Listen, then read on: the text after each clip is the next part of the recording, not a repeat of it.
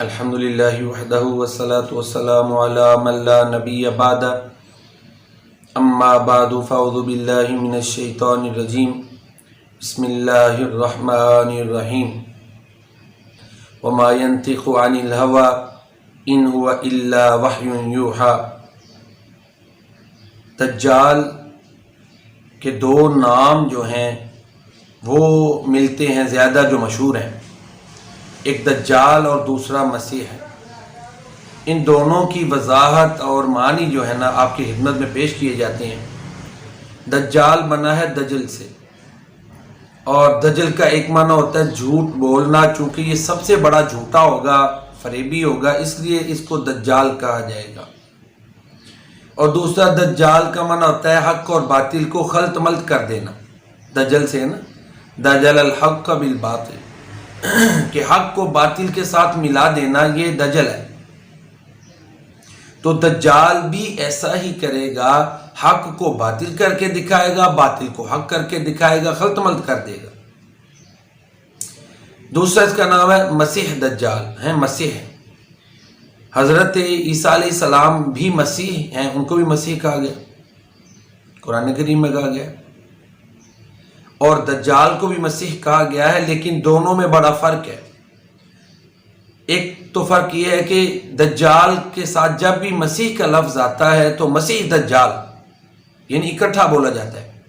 سیدنا عیسیٰ علیہ السلام کے لیے مسیح یا عیسیٰ مسیح ضروری نہیں، مسیح اکیلا بھی بولا گیا، ایک تو فرق یہ ہے۔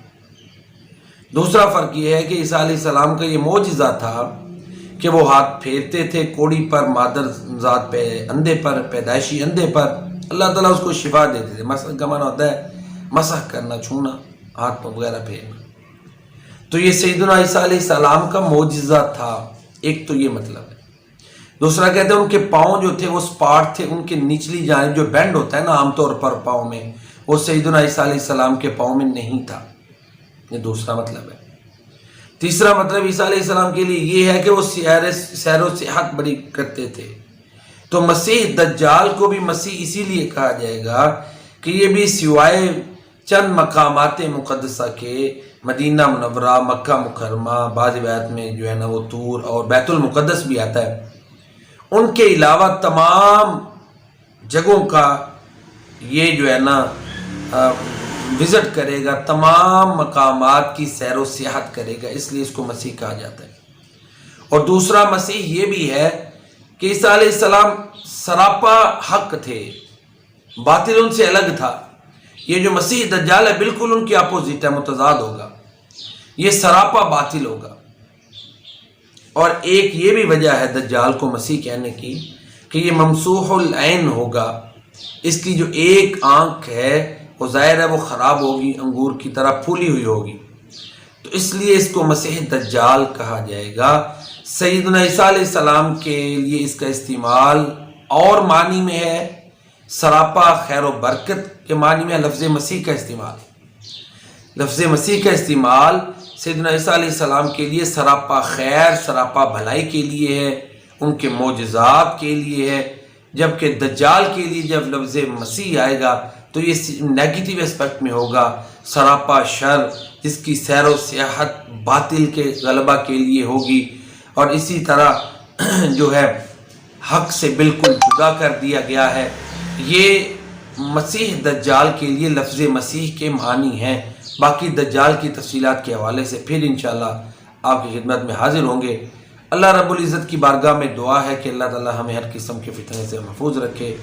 یہ بات اور ذہن میں رکھ لیں کہ دجال کا جو ذکر ہے وہ کتب احادیث میں موجود ہے، اور ایک مسلم صادق سچا مسلمان یہ یقین رکھتا ہے، ہمارا بھی یہ یقین ہے، ایمان کا حصہ ہے، کہ پیارے نبی کریم جناب محمد مصطفیٰ صلی اللہ علیہ وآلہ وسلم اللہ تعالیٰ کی وحی کے بغیر، اللہ تعالیٰ کی مرضی کے بغیر نہیں بولتے۔